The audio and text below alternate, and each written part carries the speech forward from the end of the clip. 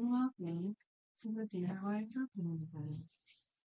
Today, we are going to be doing the Find 5 Foods for the Share the Love IG challenge, which I have posted up here recorded, as you can see. So yeah, we have to find 5 great Instagram crochet patterns that I've never tried before. I haven't done a whole lot of Instagram patterns. Most of the patterns I do are standard tutorials. So this is actually very exciting. I take a look at some free Instagram patterns and they're so no cute ones. So I'm very excited to do this challenge. I'm very happy it exists. And then we have to follow and tag your designers. And we also have to challenge a friend. I don't have any friends that crochet and like do it for streaming posting purposes. So I challenge anyone who sees this to do this if you're feeling close. And then the last rule is to tag the creators, the Cassie Buckeye and Apple Tree Stacy Makes on Instagram. Oh, so that they can share too. And those are the creators of this challenge. I'm very grateful for them. And with that being said, we're going to find our first pattern today. Hi, Editing Courtney here. I struggled a lot to find which pattern I wanted to do because, well, Look how cute! they were all very cute. I recorded this live, so a lot of this footage is from the live video that I did. It is still on my page. You are more than welcome to go watch it, but this is a condensed version that says everything you need to know from it. The first pattern I was able to finish was this cute squid from all from Jade, and I liked it a lot. I was prepping in part for a market that I had on Saturday, and this little squid was actually one of the first to go. I was really happy about that. The pattern is very easy to understand and follow. You can do it in so many different colors, and I think it's the perfect size.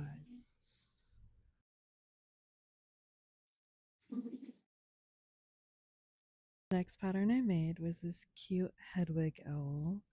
I don't know how to say the creator's name, but it is up in the corner. I think it's Foufis Crochet, but it's Foufis Crochet. And I thought this owl was adorable. I had a request for owls at my last market, so I wanted to make one, and I thought this one was perfect. The wings were a little tricky for me to figure out. They were loop stitches, I think, and I have never done those, but aside from that, it was fairly self-explanatory, fairly easy, and he was a little derpy looking because I didn't get the eyes right, but that was my own fault. Definitely not the pattern's fault. The pattern was very nice, very easy to follow. Okay. He's a little derpy, but I think he's cute. Oh, why am I like doing something? I think he's cute.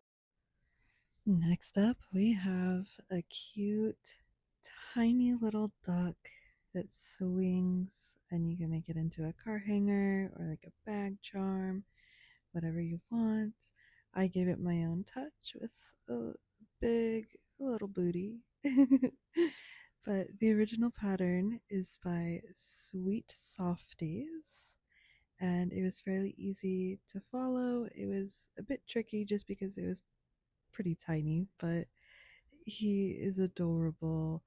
It was very easy to figure out how to attach the swing to make it look like the arms were actually swinging on it. I was very happy about that. And I think it's adorable. There's not a lot of color switching. There's only the beak and the feet. And yeah. He's done. Look at his cheeks. You can't really see him. There he is. Love turkey steaming chicken. Chicks up to. Okay, we did it. We can change the counter to 3. The next pattern I did for this challenge was this adorable bat.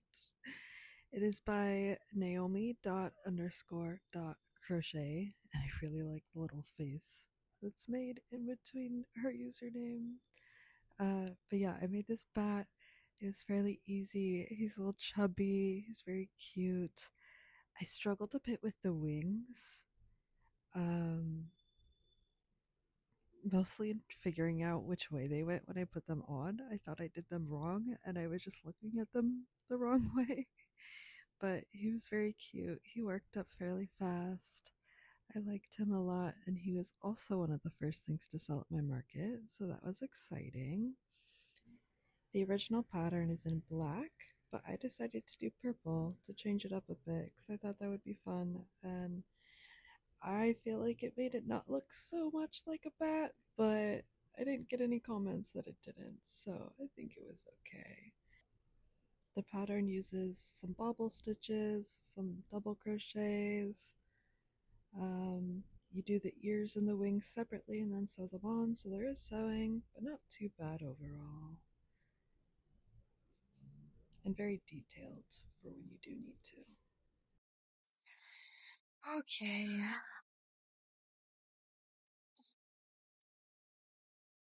There he is.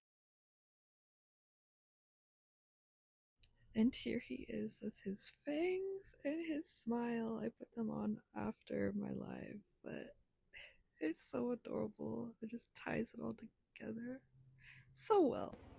The last 2 patterns I did off camera, which includes this super cute fruit octopus by ravioli underscore crafts.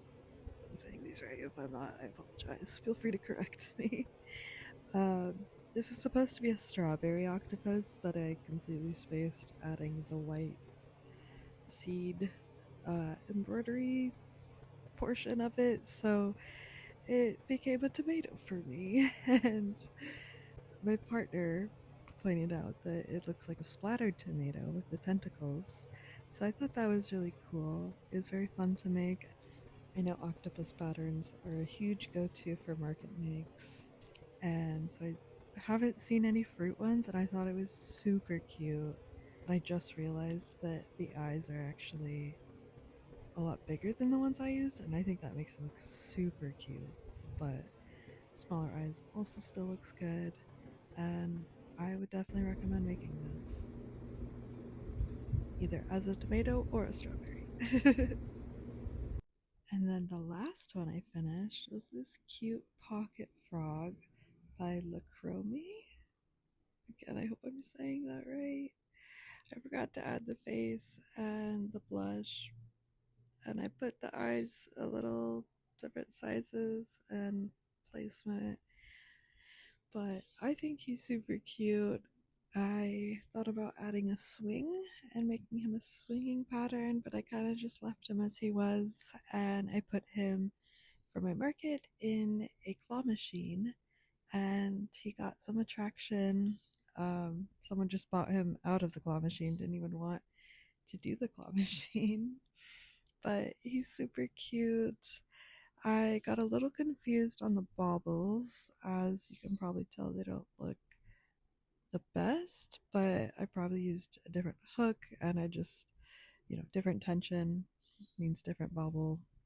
And I don't know that I lined it up properly, but even with that, he is still adorable and very small, so he works up very quick and very, very cute.